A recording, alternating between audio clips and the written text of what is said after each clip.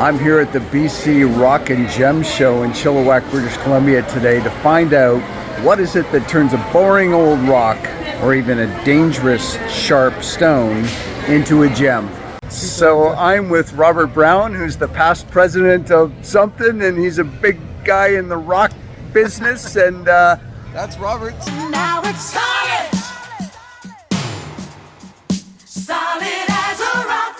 Hello. So I asked Robert a question about the parallels between stones and stoners, or people who were kind of broken in their life, and he thought that there was an interesting parallel between how rocks are identified in accordance with gems. So what's the difference between a rock and a gem, Robert?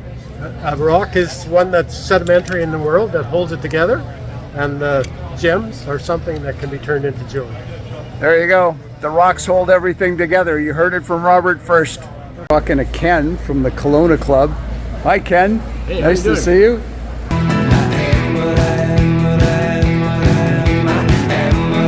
Good.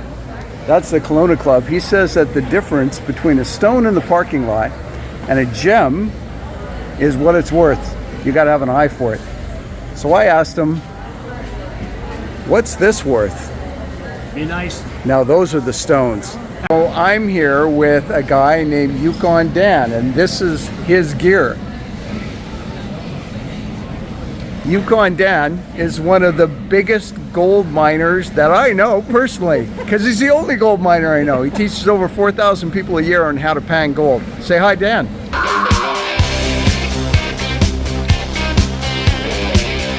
Hello guys, I'm Yukon Dan, a professional gold miner. What I'm going to do on this action, this man here, is I'm going to show you how to find real gold. Whenever you pan for gold, never ever put your hand in the dirt. Oil in your hand will make gold float, say goodbye to it. Gold is money. When you hold your gold pan, you're going to hold it with these lines called riffles. The riffles are going to trap the gold. What you're going to do. One hand, lots of water, and shake. When I do this motion, gold being heavy is going to the bottom of my pan, light minerals at the top.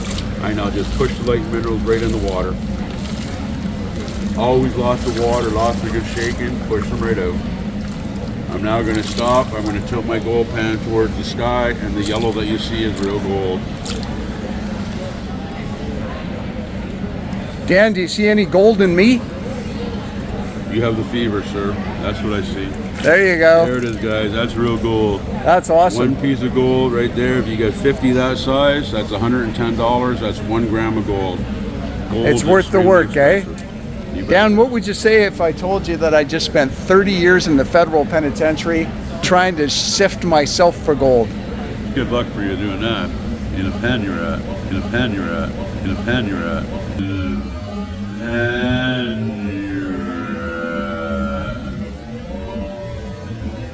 at. So I found Thomas from the Maple Ridge Club, and he turns ugly rocks into shiny stones.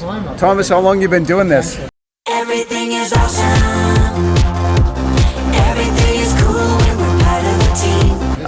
Yeah, since I was a young man. Yeah, my grandfather started the Maple Ridge Lapidary Club back in 1958. So I've been doing, not since then myself, but Yeah. He had some pretty cool stuff going on today because he was teaching some young kids how to use the equipment.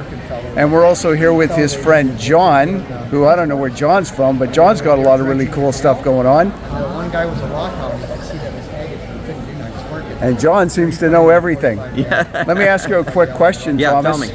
What's it take to turn an ugly rock into a beautiful stone? You know what?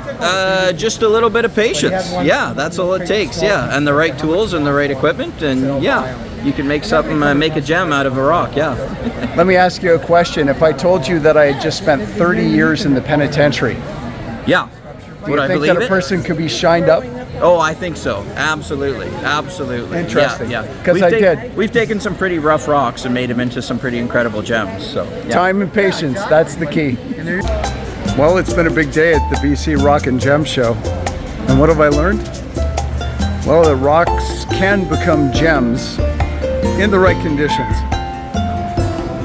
Talking to these folks here from the Paleontology Society, though, one thing's for certain.